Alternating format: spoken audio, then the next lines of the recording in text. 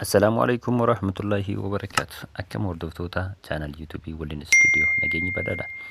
إجا هر فيديو تنكيسة برنوت أكم بريدو تاتي تكني سنيف كبردي الفجرة نفعنا بوا.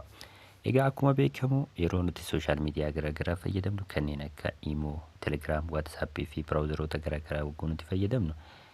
بيكسون نكرا هتم منان نورا دفودا نورا كيسوي جورا كنو تنفيدمني ندهنجي سنين sakandii haganaaf jedhanii sakandii hanga 5-4 irra taa'uudhaan wanta san keessa akka nuti hin gallee dhimma keenya sanii fitanne nu rakkisu jechuudha.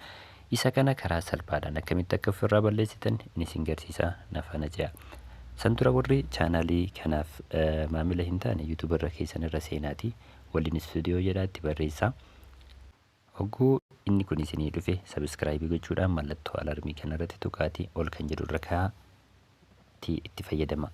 Egaa gara barnootichaatti as deebinu akkuma beekamu beeksisoonni baay'een yeroo baay'ee nuti sooshaal miidiyaa kana fayyadamnu irra dhufuudhaan nu rakkisu. Isa kana karaa salphaadhaan akkamitti ofirraa balleessina?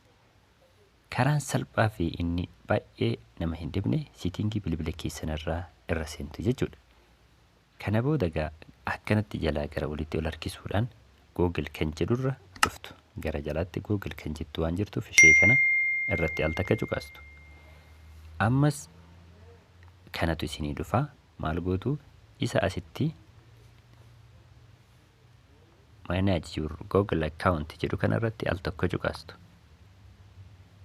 Ammas asirra dhuftanii data and privacy kan jettu kana ishee kanarra jechuudha. Ishee asitti data and privacy jettu kanarratti al tokko cuqaastu.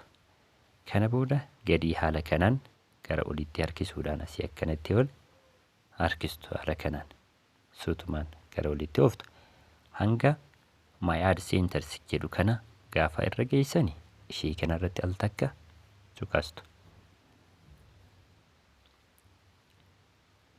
Akkanatti isinii dhufa jechuudha. Asirratti kunoo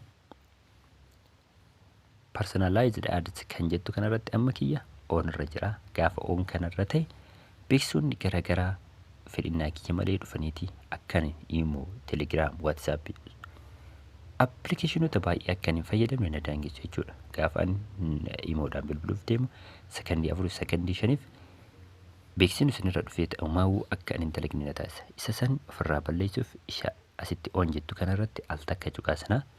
Sana booda gara gadiitti bu'uudhaan turn off bakka jettu kanarratti al takka cuqaasna.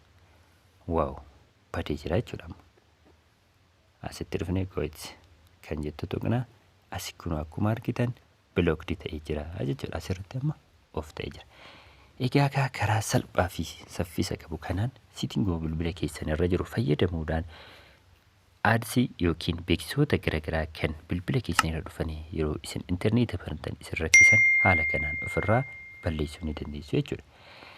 Viidiyoo tana hanga dhumaatti erga daawwattanii itti fayyadamtuun booda hiriyoota keessaniif share gochuu hin dagatina. Like, comment barreessa. Yoo karaa kanaaf isiniif badude karaa biraatiin akka isiniif hojjedhuuf as jalatti commentii keessan kaa'a.